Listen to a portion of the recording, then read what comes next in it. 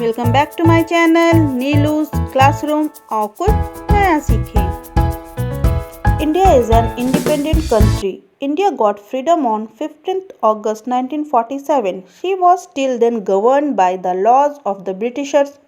After independence, India needed a constitution of her own to govern herself. The constitution was to be drafted. It needed an assembly for this purpose.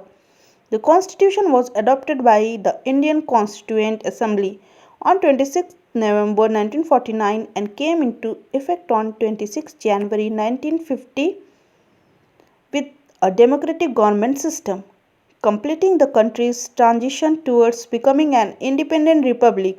26 January was chosen as the date for Republic Day because it was on this day in 1929 when the Declaration of Indian Independence Purna Swaraj was proclaimed by the Indian National Congress.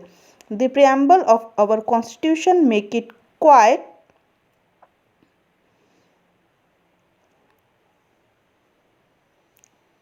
clear that we are the citizen of free, secular and democratic country. Our constitution enables all Indians to enjoy justice, liberty and equality irrespective of caste, religion or sexuality. The Republic Day is celebrated with great pomp and gaiety by the Indians. There is a national holiday on this day. The Republic Day parade is held in the capital New Delhi and is organized by the Ministry of Defence, commencing from the gates of the Rashtrapati Bhavan, Regina Hill on Rajpath, past the India Gate.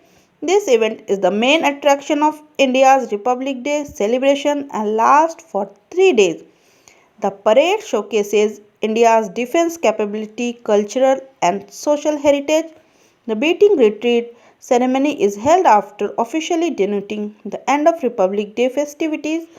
It is conducted on the evening of 29th January, the third day after the Republic Day. It is performed by the band of the three wings of the military, the Indian Army, Indian Navy and Indian Air Force. Celebrations of the Republic Day are associated with national pride. We must take part in this celebration with great zeal.